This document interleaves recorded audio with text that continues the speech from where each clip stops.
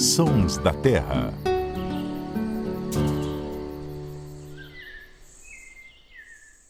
Olá, tudo bem? Está começando mais um Sons da Terra. Eu sou a Ananda Porto, repórter do Terra da Gente. E hoje a gente vai trazer para você um tema muito legal. É uma espécie que é considerada um animal marinho muito carismático. Ele ocorre na região costeira e também em estuários ao longo da América Central e América do Sul.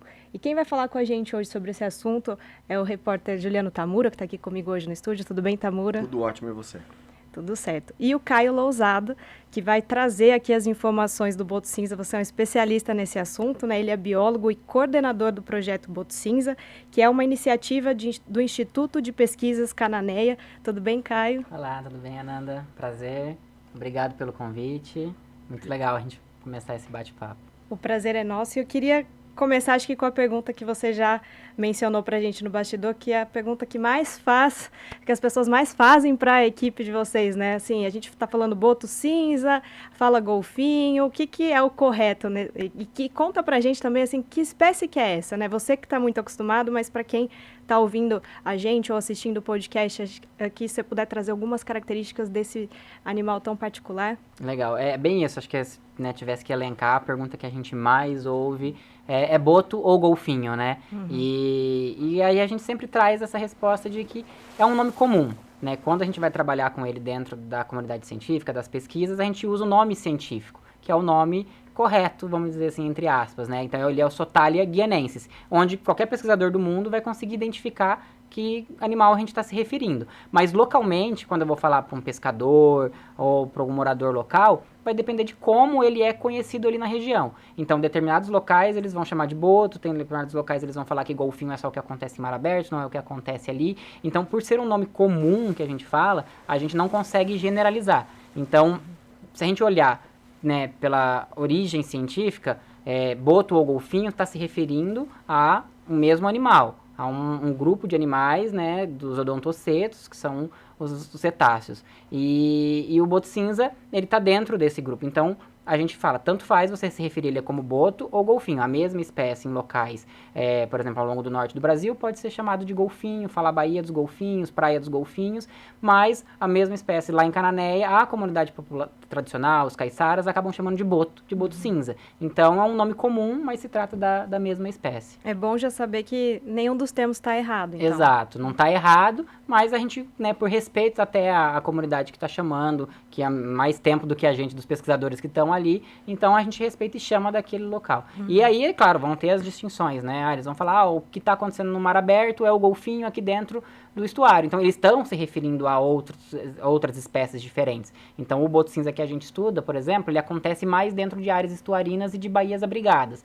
Né? Lá em Cananéia, a gente está dentro de um estuário, que uma região de encontro das águas do rio, dos rios e do mar. Então, essa água salobra, né, ela não é doce nem salgada, ele está ali dentro. Mas o boto cinza também acontece, por exemplo, em Pipa, lá no Rio Grande do Norte, numa área mais aberta, para o mar aberto. Mas as praias são em forma de baías, então elas também são abrigadas. O que a gente não vai encontrar é essa espécie, né, o boto cinza, o Sotalia guianensis, em áreas de grandes profundidades. Geralmente passou de 30 metros ali, ele não está ocorrendo. A gente vai ter outras espécies de golfinhos, né, de baleias, outras espécies de cetáceo acontecendo ali. Ô Caio, conta um pouquinho assim dos hábitos desse animal. Assim, ele vive em grupo, ele fica mais isolado, são grupos grandes, pequenos? Como é que é pela experiência aí que vocês têm visto? Eles são animais extremamente sociais, então eles sempre vão formar grupos. O tamanho dos grupos vão variar de acordo com o que eles estão fazendo, em que região que eles estão.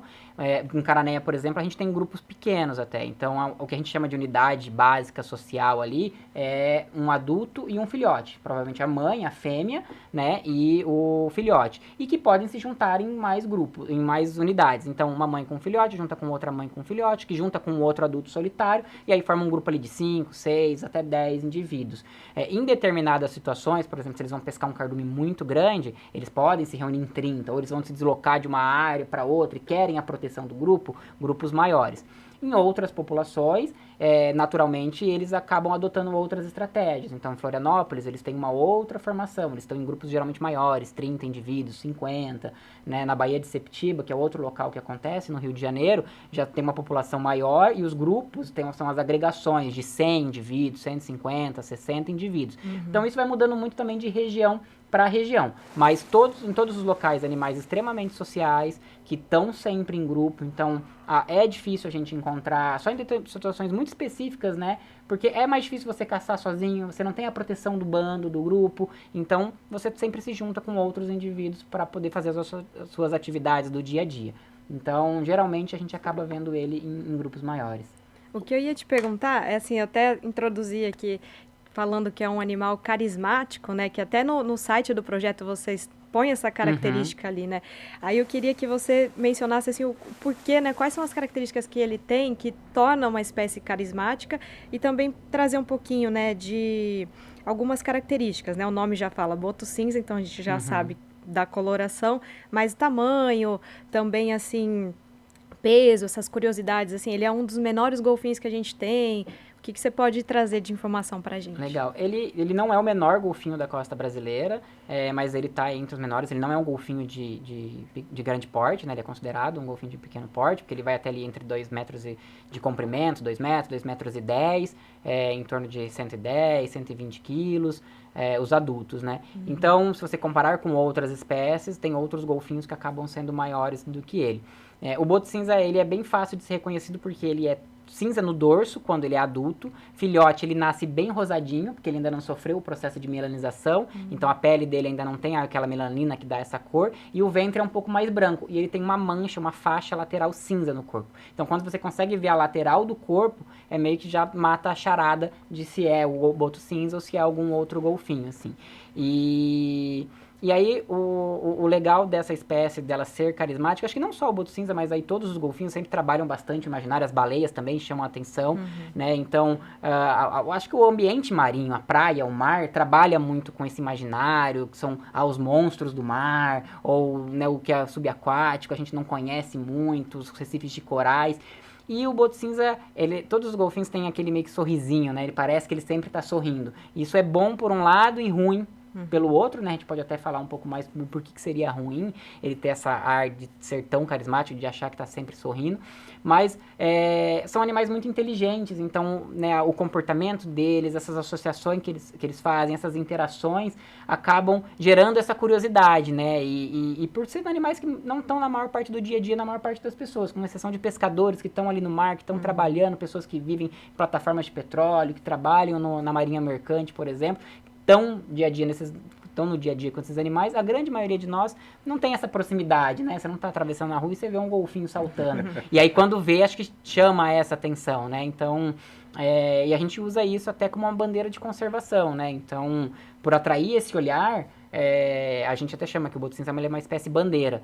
Por quê? Porque a gente usa esse ar carismático, esse interesse das pessoas para dizer, olha, é uma espécie, né, que precisa ser conservada, que está, né, ameaçada, tem um certo grau de risco de extinção e que a gente tem que tomar cuidado. E para ele estar num ambiente legal, toda a estrutura, todo o ecossistema tem que estar conservado. Então a gente precisa de um estuário, de uma praia, de uma baía que estejam em boas condições, sem contaminações químicas, sem especulação imobiliária, sem destruição das praias, para que o boto cinza esteja ali. Então, para permitir a existência do boto cinza, a gente precisa de um ecossistema funcional. E por isso que a gente chama ele de espécie bandeira. A gente, lógico, outras espécies que estão ali naquele ambiente, as espécies de peixe são importantes, até a baratinha do mar ali é importante para a ecologia do ecossistema. Mas é muito mais fácil a gente levantar uma bandeira de uma espécie ícone, então é por isso que a gente usa a onça pintada, usa o panda, a WWF usa o panda. Então a gente traz, né, essa força de conservação que esse animal carismático traz. Então por isso que a gente, né, se aproveita disso para fazer ele de uma espécie bandeira. Caio, explica um pouquinho pra gente a questão da reprodução, né, desses botos cinzas. Como é que se dá? Nasce um filhote, nascem 2, quanto tempo de gestação, são parceiros fixos, não são? Explica um pouquinho pra gente. O boto cinza, ele é poligâmico, então uma fêmea, ela copula com vários machos ao mesmo tempo, então a gente não tem como saber quem que é o pai da criança, né, vamos dizer assim. Então a fêmea, ela tá ali em natação, o macho vem e copula, introduz, né, o órgão reprodutor na fêmea, ele sai, vem outro macho e vários machos vão copulando, até quando a fêmea não tá mais disposta, ela, né, segue o caminho dela. quando a criança nasce, ela vai ficar ali, né, em gestação em torno de 10, 11 meses, esse filhote vai nascer mais ou menos com 90 centímetros ali, e um filhote por vez, né? A gente não tem casos de gêmeos documentados, até porque ele nasce relativamente grande perto, né, do animal. Uma coisa bem curiosa, assim, que é bem legal de falar, que a gente sempre compartilha com as pessoas, é sobre o parto, né? No parto do ser humano, primeiro sai a cabeça, né? O usual, num parto natural, num parto normal, sai a cabeça do bebê e depois o resto do corpo. No caso do golfinho, vai sair primeiro a cauda, em vez de sair primeiro a cabeça. Porque se o processo do parto demora, né, não é um processo rápido, o golfinho está com a cabeça para fora, ele respira ar atmosférico igual a gente. Se ele sai primeiro com a cabeça, ele vai ficar na água por mais tempo. Então sai primeiro a cauda, então a nadadeira caudal, né, que ela geralmente nesse formato aqui, ela nasce dobradinha, então ele sai e aí depois sai o resto do corpo. Geralmente precisa, né, a mãe ou algum outro adulto que estiver por perto precisa ajudar nessa primeira natação, então ele ajuda a levar o animal para a superfície para ele poder respirar e logo depois aí ele já tem que se virar e aprender a nadar e a nadadeira já vai abrir, já vai ao longo dos dias essa cartilagem, né, que é uma cartilagem, vai se enrijecer e aí ele segue a vida. Amamentando no primeiro momento, então, pelo né? que você fala assim, o macho depois da reprodução já não fica ali cuidando do filhote, é a fêmea mesmo. Não, ele não vai cuidar exclusivamente. Existe o cuidado parental, que é o cuidado dos pais com o filhote, mas nesse caso é muito forte o cuidado aloparental, que indivíduos que não são necessariamente os pais genéticos daquele animal vai cuidar. Então, a fêmea, a mãe, vai ficar com o seu filhote, até ele passar, né, a fase ali da juventude. Mas o macho, ele vai cuidar de qualquer filhote que tiver ali. Então, no momento quando eles estão fazendo uma estratégia de pesca, ele pode auxiliar nesse cuidado, a mãe pode ir pescar e ele ficar responsável, né, por cuidar por alguns momentos. Então, a gente tem alguns registros desses comportamentos.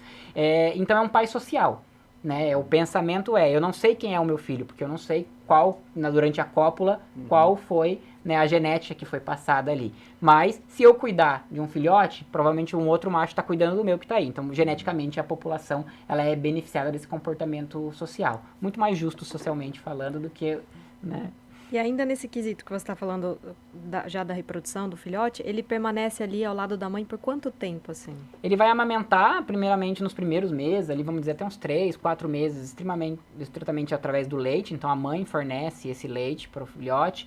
Com o passar do tempo, ele vai começar a se alimentar de algo que a mãe vai fornecer, então a mãe pesca alguma coisa, então quando a gente compara até a dieta da mãe com o filhote nessa fase, elas são similares. Depois ele já começa a se aventurar, ele vai aprendendo, ele treina, né, os movimentos de caça, de pesca, ele vai começar a se alimentar sozinho, até que ele vai ganhar essa independência. Então provavelmente ali em torno dos 2 anos, que é quando a fêmea também já está propícia para ter seu segundo filhote, né, o seu próximo filhote, aí ela vai, quando ele nascer, ela vai passar a cuidar mais do filhote mais novo, do infante, e esse juvenil, esse jovenzinho já vai seguir, né, o caminho dele até ele se tornar maduro sexualmente ali entre 6, 7 anos para poder seguir a vida. E aí fazer parte do grupo ali daquela população que ele vive. E ainda nessa questão da alimentação, né, tem um comportamento curioso que você já trouxe pra gente também numa conversa anterior, que é legal a gente ressaltar, né, que ele citar alguns alimentos, mas assim, no caso, se alimenta de peixes também, né, você falou da tainha, e que tem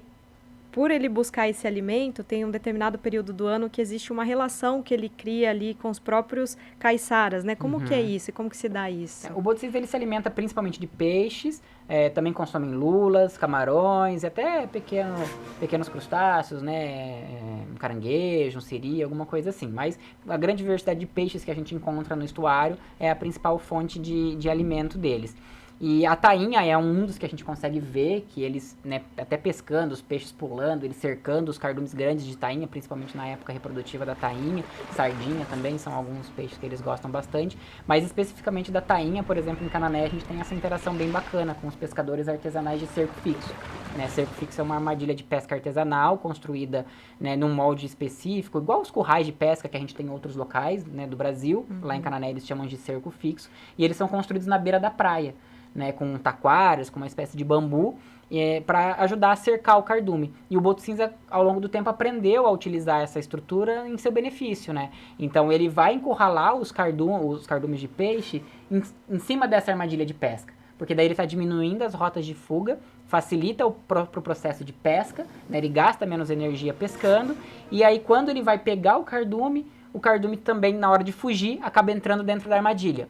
para o pescador isso é legal, porque ele está ajudando a aumentar a quantidade de peixes. Então, quando você conversa com o pescador, ele vai falar, poxa, tem mais boto aqui. Quanto mais boto estiver pescando próximo ao cerco, mais peixe eu tenho a probabilidade de pegar, porque na hora que o cardume estoura, que o boto dá o bote para pegar um peixe, ele acaba entrando um ou vários, até mais peixes dentro do cerco fixo. E aí cria essa relação positiva entre o animal, entre o boto cinza e o ser humano, entre o pescador caiçara. Que, em geral, se a gente for pegar na história dos cetáceos, né, a interação entre o homem, ela sempre, com a arte de pesca e os golfinhos... Existia um conflito, sempre né? foi de uma forma meio conflituosa, porque o homem sai prejudicado, ele, na maior parte das vezes ele não tem a intenção de pescar, de capturar ali o golfinho, mas ele acaba enrolando na rede de pesca que está ali, e a rede de pesca é danificada, o pescador tem o seu prejuízo, e o golfinho acaba morrendo. Então, tem lugares que, se você perguntar, eles vão, eu não vou gostar, não quero pescar boto perto, eu não quero pescar nessa região que tem muito boto, porque vai enroscar na minha rede. Mas lá em Cananéia, não. Eles veem realmente como bons parceiros de pesca. E aí, se você fala em prejudicar de alguma maneira o boto cinza, eles são totalmente contrários. Eles querem mais que tenham cada vez mais botos para eles continuarem pescando. Tem gente que fala, mas aí os botos vão comer todos os peixes. Eles, né, entendem esse processo de partilha, né? Então, o boto cinza vai pegar o que é dele e eu vou ficar com o que eu, né, preciso também para poder sobreviver. Então, é uma interação bem bacana nos dias de hoje, assim. Caio, eu queria aproveitar falando-se da questão turística, né, em Cananéia, mas com a questão ambiental também, educacional. Como que está essa questão assim, do turismo de observação? Que a gente observa, por exemplo, virou uma febre a baleia jubarte, né, assim, né, em alguns locais do Brasil, e fazer essa observação, eu já tive a oportunidade, é muito legal. E como o boto, como é que está? A gente entende que o turismo de observação ele é uma ferramenta muito forte de geração de renda e de educação ambiental. Como eu falei, para ter o boto cinza ali em Cananéia, eu preciso que o ambiente esteja bem estruturado, um ambiente saudável, um ambiente bem conservado. Então, se os próprios operadores de turismo querem fazer disso uma fonte de renda, eles querem levar os turistas para ver a baleia jubarte, para ver, né, o boto cinza lá em Cananéia, a gente precisa de um ambiente conservado. Isso traz mais forças e mais ferramentas para a gente trabalhar com essa questão da educação ambiental, para a gente levar isso dentro da escola, dentro das operadoras, dentro das empresas que vão trabalhar com esse turismo de observação. E isso traz renda. Então, em vez de eu ter que desmatar, de eu ter que causar algum tipo de impacto ou de fazer algum consumo do ambiente que seja de uma maneira insustentável, eu tento trazer isso de uma maneira mais sustentável, de uma maneira que eu consigo aliar a conservação da natureza naquele local, uma atividade que traz remuneração, que é bem remunerado, né? Quem já fez um passeio de observação de baleia sabe que não é barato, você precisa despender um dinheiro, né? Um bom recurso financeiro para isso, e aquele operador de turismo, ele consegue ter uma boa qualidade de vida. Então, a gente vê essa ferramenta do turismo de observação como uma grande saída. É claro que ela tem que ser bem ordenada. Então, a gente também precisa criar ferramentas de gestão para que a gente não faça tudo de qualquer jeito. E até capacitação, né? De quem, exatamente, né, assim, isso envolve conhecimento, né? Envolve tanto o estudo da parte de pesquisa para poder entender qual que é o limite, quantas embarcações a gente pode permitir, quanto tempo uma embarcação próxima do boto cinza ou de uma baleia vai prejudicar, então, a atividade natural dela, porque a gente tem que deixar eles fazerem as atividades naturais, a gente não pode interferir no dia a dia. Então, entender quanto que é esse limite, entender como que a gente pode regulamentar isso. Então, a gente precisa de legislações, as legislações que já existem, elas já são suficientes, elas já suprem. Quem que vai fiscalizar? Como é que a gente vai ordenar isso? Então, tudo isso ele pode ser feito, a gente tem exemplos em vários locais do mundo, onde o turismo de observação de baleias e golfinhos são bem sucedidos, trazem renda e o turista sai feliz, a baleia, o golfinho sai feliz e o turista também sai feliz. Então, é uma grande ferramenta, ela tem um potencial de ser transformador, o turismo tem um potencial, né, tanto de engajamento para conservação, da pessoa ir e ficar maravilhada com uma paisagem, com um estuário, que é a região de Cananéia, com a região da mata, com a região das praias, e falar, nossa, eu quero voltar ano que vem, eu quero trazer um amigo, eu quero trazer um colega, eu quero trazer o meu filho daqui 5, 10 anos. Então, eu vou mudar as minhas atitudes, eu vou ter consciência, né, de qual que é o impacto que eu causo, porque eu quero também viver isso, né? Às vezes a gente pode até achar que nossa, é muito utópico pensar, mas acho que a gente trabalhando, unindo esses esforços para essas medidas de conservação e mostrando que é possível alinhar tanto a remuneração, a fonte de renda, com o uso sustentável desses recursos, a gente consegue chegar lá. Caio, e falando nessa questão, né, da conservação da espécie, unindo o turismo, tendo também o caiçara ali como um apoiador, né, um aliado também, defensor do boto cinza, é importante a gente mencionar também, assim, no caso dele, né? Você falou que é uma espécie que corre um certo risco de extinção, considerado vulnerável. Quais são as principais ameaças, né? O que faz com que ele corra, de fato, esse risco de extinção? Por ele estar muito próximo da costa, né, como eu falei, ele não vai em regiões muito distantes, ele está justamente onde a maior parte, por exemplo, da população brasileira está localizada, que é no litoral. Então, a gente tem lá quase mais de 50% da população brasileira morando em áreas costeiras. A gente tem um monte de atividades econômicas em áreas costeiras. E então, ele, naturalmente, por estar muito próximo em contato com o ser humano, de alguma maneira, as suas atividades do dia a dia vão impactar. Então, desde que seja construções de portos em áreas portuárias, atividades de especulação imobiliária que vão não afetar ele diretamente, mas vão destruir, por exemplo, áreas de manguezais, que aí vai impedir com que o seu recurso alimentar se reproduza naquela região, que vai afetar a sua cadeia alimentar, poluição sonora, então o aumento do fluxo de embarcações, muitas embarcações trafegando em determinadas regiões, a gente já sabe que isso afeta principalmente a comunicação deles, né? A gente até pode conversar sobre isso, que é bem interessante, a questão da comunicação dos golfinhos, e isso já foi identificado em vários estudos que isso afeta. Então a poluição sonora é uma delas, e a poluição química também, então esgoto, indústrias, pesticidas, tudo isso, né, de alguma maneira acaba chegando no mar. Então, mas tem uma usina lá no alto da serra ou numa fábrica. O rio, de alguma maneira, vai desaguar ali no estuário e essa contaminação vai chegar nesses animais. E como é que vai se manifestar? Ele vai morrer de uma hora para outra? Não, mas isso ao longo dos anos vai acumulando dentro do organismo e ele pode ficar mais propenso a doenças. Então, é uma infecção, um vírus que pode acontecer. Por exemplo, no Rio de Janeiro, na Baía de Septiba, alguns anos atrás, a gente teve um surto de morbirivírus que mais de 200 animais morreram nesse surto. Por quê? Provavelmente essa população é uma população grande, mas essa população também já é debilitada por conta dos grandes impactos que acontecem naquela região. Então, eles já estão mais suscetíveis, né? O sistema imunológico deles já está mais abalado de que animais que vivem em um ambiente mais saudável. Então, todas essas ameaças, né, colaboram para esse status de vulnerável. E ainda existe as capturas incidentais em rede de pesca, né? Então, você tem algumas, não são todas as artes de pesca, mas algumas em específicos podem ameaçar a vida desses animais, eles acabam morrendo emalhado. Em determinadas regiões, essa é a principal, né, risco que a espécie corre. Eu acho importante a gente falar um pouquinho dessas ameaças, justamente porque, como você mencionou, né, como o boto é uma espécie que não está no nosso dia a dia, digo, nós aqui estamos na região sudeste, no meio de Campinas, né, então não é uma espécie que eu vou ver ali na esquina. Então, até as próprias ameaças é uma coisa que parece distante. Então, se a gente não pontua, né, poluição sonora, a gente que está na nossa casa, poluição sonora que está lá dentro da água, o que é para nós uma poluição sonora, né? Então, eu acho importante, porque às vezes está muito distante, e se a gente traz e destaca isso, a gente começa a pensar um pouco mais o que pode ser feito para minimizar, né, esses casos. Exato. Mas aproveitando a questão da poluição sonora, né, que você falou que interfere na comunicação dos botos, a gente costuma aqui no Sons da Terra falar muito sobre as aves, a gente traz alguns sons de mamíferos, e a gente sabe, né, os sons, os bichos emitem sons para se comunicar. E o boto é um bicho bem comunicativo, né, assim, no caso dele, assim, a comunicação, como que funciona e quais são os sons que o boto faz, né? Legal.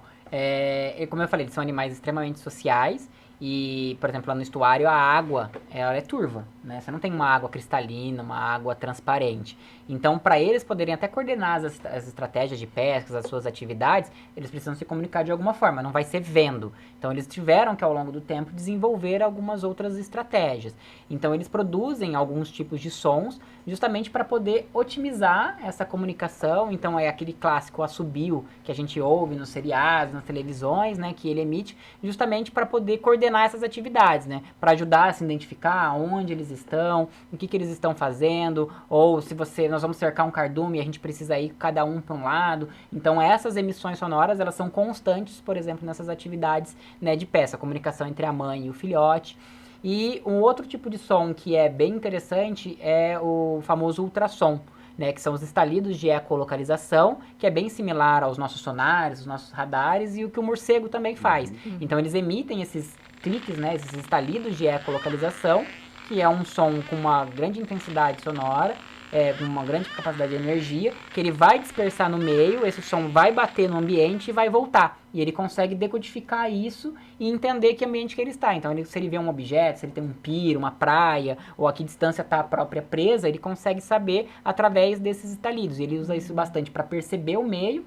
Então, ele consegue saber a textura, o volume, ele tem o ouvido? formato. Como é que é?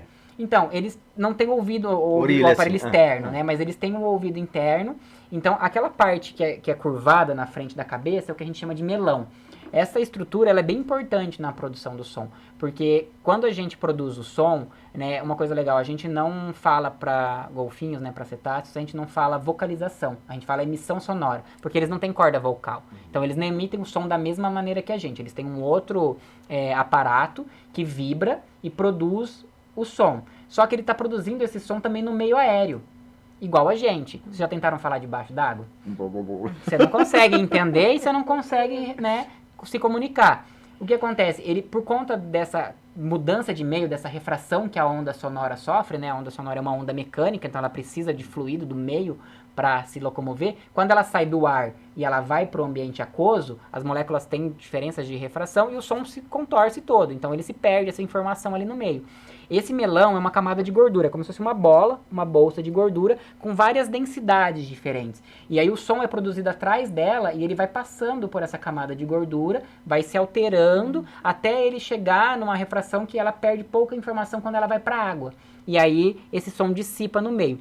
Quando vai voltar, você pensa, tem que fazer o caminho inverso. O que ele faz? Na mandíbula dele aqui embaixo, que geralmente é bem comprida, né, na maior parte deles, ela é cheia de gordura. Então o som volta por essa mandíbula, acontece a mesma coisa até chegar dentro do ouvido interno e aí ele vai... Os aparatos internos são até quase similares, a bula timpânica, né, eles têm, né, alguns ossos do ouvido, até similares com o nosso, mas ele recebe através da mandíbula para poder fazer essa decodificação. Isso muda para algumas espécies, a cachalote, que tem aquela cabeça bem grande, que é outra espécie de golfinho, tem, né, uma outra habilidade diferente, porque ela está em regiões mais profundas, então ela tem que fazer isso propagar por muito mais profundidade. Então isso muda um pouco de espécie para espécie, mas em geral todos os golfinhos têm essa capacidade de ecolocalização. E aí usam isso para principalmente nas estratégias de caça e para se locomover, né, e se entender no meio ambiente ali. Os outros sons, né, o assobio, por exemplo, é um dos que é o mais impactados pelas poluições sonoras, porque eles estão emitindo, por exemplo, o som ali dentro de uma faixa de frequência, né? Uhum. E se você está num lugar com muito ruído, por exemplo, muitos motores de embarcações, isso vai sobrepor. Por exemplo, quando a gente está numa festa, num alto-falante muito alto, o que você faz, geralmente? Fala mais você alto. Começa a falar mais alto. Por quanto tempo você aguenta fazer isso? Ah, não, um pouquinho. Assim. Imagina o boto cinza que está vivendo numa área portuária, com alto tráfego de embarcações em alta velocidade, em alta geração de ruído. Ele vai ter que mudar. Ou ele vai parar de falar para se estressar menos, ou ele vai ter que mudar. Ah, o que isso causa? Tudo bem, ele vai mudar a faixa de frequência ali só para não se sobrepor? A gente não sabe. Pode ser que, tipo, uma semana, 2 dias, não aconteça nada. Mas se ele faz isso a vida inteira, isso pode gerar sinais de estresse, pode gerar alteração na imunidade, que daí volta aqueles riscos das doenças que eu estava falando, das contaminações, ataques por vírus. Então, são efeitos a longo prazo dessa poluição sonora, né? Geralmente a gente fala, tá, mas o ruído não fica ali, a embarcação só vai passar. Mas imagina isso todo dia na sua cabeça, né? E aí o maior medo nosso, por exemplo, lá em Cananéia, com o aumento do tráfego de embarcações, se não for de uma maneira ordenada, porque a gente tem bastante receio e estuda, monitora bastante isso. O que acontece geralmente, é muito comum esse exemplo, assim, com quem, por exemplo, mora no centro de São Paulo, com aquele trânsito, com aquele barulho, quando a pessoa tem um burnout que ela não aguenta, o que ela faz? Ela vai embora. Ah, vou morar para o interior, vou mudar para a praia, vou sair daqui, eu não aguento mais morar nesse trânsito. O boto cinza pode fazer a mesma coisa. Nada impede ele ficar ali em Cananéia. Então, o nosso receio é você tornar o ambiente tão estressante para o animal que ele fala, nossa, eu vou embora daqui. Paranaguá está ali do lado, eu tenho outras regiões. Então, eu vou sair por mar aberto e vou embora. E aí, toda a economia que girava, o turismo de observação que girava em torno do boto cinza, o que vai acontecer? Vai ser impactado. Né? Vai ser impactado de alguma maneira. Então, por isso que a gente sempre bate bastante nessa tecla, assim, desse turismo acontecer de uma maneira ordenada, né? De haver legislações, de haver fiscalização, que a gente ter esse entendimento, né? O boto cinza, não é porque ele esteve ali para sempre que ele vai estar lá para sempre. Se a gente começar a alterar o meio para tornar, né, o ambiente inacessível para ele, ele pode abandonar a área, como a gente já viu em outros locais, outros golfinhos abandonarem a região, né? Então, esse impacto na comunicação é muito... Eles são, né, totalmente baseados, o dia a dia deles, na comunicação. Como eu falei, a água lá é escura, não adianta ele ter uma supervisão. E eles enxergam até super bem, né? Eles enxergam tão bem dentro da água quanto fora da água. Eles têm uma capacidade que a gente não tem, que é de mudar o formato do cristalino, né? O nosso olho a gente mexe só para cima, para baixo e para o lado. A gente não ajusta o nosso foco. Por isso que quando a gente entra na água, a gente não consegue ver mais nada, fica tudo embaçado. Eles não, eles já têm essa capacidade de mudar esse formato do cristalino que eles têm no olho. E aí, eles conseguem enxergar tanto dentro da água quanto fora. Só que dentro da água, se a água está escura ou se é à noite, não adianta. Aí eles resolveram isso como som. Por isso que o som é um dos sentidos bem mais importantes para eles. E eu queria perguntar para você, né, que vocês que estudam, estão ali trabalhando diretamente com essa espécie, é importante estudar os sons deles? Vocês estudam os sons? E também, para ir encaminhando aqui, para a gente já ir encerrando, eu queria que você contasse também como que é pesquisar e estudar, né, Boto? Porque a gente está falando da questão do turismo e observar, mas e no campo? Como que isso funciona? Quais são os desafios, né? Legal. Bom, vou responder a primeira pergunta de por que é importante estudar o som. Se a gente não tivesse lá com o hidrofone, que é hidrofone é um microfone que a gente usa dentro da água para gravar o som, né? Se a gente não tivesse lá gravando esse som e vendo se tem uma embarcação passando e comparar isso depois analisando os dados no computador para saber se esses sons estão se sobrepondo, eu não queria saber se esse impacto existia, por exemplo. Ou para entender que em determinados locais eles precisam fazer essa comunicação para executar um determinado tipo de comportamento. Às vezes alguns sons são super associados, a produção de alguns sons, para uma espécie de captura, um tipo de comportamento que ele vai usar para capturar o peixe. Se ele não puder se comunicar, ele não vai capturar o peixe, se ele não capturar o peixe, ele não vai se alimentar, ou ele vai fazer isso em outro lugar, como eu falei, abandonar a área, ou ele vai morrer de fome. Então, a gente entender o que ele está fazendo, o que ele está produzindo, ajuda a gente, principalmente hoje, a entender como que a gente pode estar ameaçando ele muitas vezes sem saber. Que tipo de embarcação? Existem embarcações que geram menos ruído, mais ruídos, que faixas que elas estão gerando, ou velocidades. Não tem como acabar com as embarcações, mas será que se eu trafegar numa outra velocidade menor, ou determinado horário do dia, até encontrar soluções, até encontrar soluções para medidas de gestão. Então, mas a gente o importante é mensurar, né? Ter o dado mensurado para você entender. Tomar essas decisões baseadas em dados científicos. Não ser achismo. Não, vamos proibir a embarcação de passar nessa região. Mas por quê? Aí eu preciso de uma embarcação. Não, porque se eu proibir desse determinado por dia, por 6 horas por dia, não estou falando que isso vai acontecer, mas são exemplos de que medidas de gestão, né, que a gente pode usar. E a parte daí de estudar em campo é muito gratificante, assim, acho que é um privilégio a gente trabalhar perto do mar, para quem gosta como eu, que sempre não sou do mar, vim do interior e fui, né, morar perto do mar para poder estudar eles, é sempre gratificante, mas é um baita de um desafio, assim. É uma rotina que no campo é desgastante, é muito sol, é muita chuva, é mar, é balanço, então você está com equipamentos muitas vezes sensíveis, e aí você tem que conciliar tudo isso, a maresia, a umidade, então existem os desafios, né, atrelados a estudar eles. Mas é bem legal e é bem amplo, assim. Então, tem gente que fala assim, mas eu preciso de um barco para estudar, eu preciso de muito dinheiro. Às vezes não, né? Muito dos estudos, das informações que eu passei aqui hoje, elas são baseadas, por exemplo, em estudos de história natural. Que é você pegar uma caderneta, um caderninho, sentar na beira da praia e ficar observando o comportamento dele, entender com quem que ele está se relacionando, que hora do dia que ele vem aqui. Então, ainda tem muito espaço, assim, até para quem, né, tá entrando nessa área, deseja, a gente vê muita gente, a gente recebe muita mensagem de, eu quero fazer meu trabalho com ele, eu queria estudar ele, eu nunca fui pra praia. Então, tem essa possibilidade, sim, de começar, né? Claro que ao longo do tempo, quando as tecnologias vão aumentando, você quer mais informações, você quer otimizar também, você vai querer utilizar ferramentas mais caras ou equipamentos mais específicos, hidrofones, né? Antigamente a gente usava basicamente o hidrofone de fio, que você tinha que ficar lá com o fio pendurado do gravador, ficava 1, 2, 10 horas. Hoje já existem gravadores que a gente chama de passivo, né? Que a gente instala esse gravador debaixo da água e ele fica gravando lá 24 horas por dia sozinho. Então eu posso deixar ele lá, enquanto a bateria tiver espaço no gravador, ele está gravando. Eu levo essa informação para o computador e aí depois eu tenho um outro problema, que é a quantidade de dados que eu gerei. Porque daí você ter 24 horas por 30 dias de som eu tenho emissões sonoras, né, infinitas, assim. E aí, para trabalhar esses dados, são outros desafios.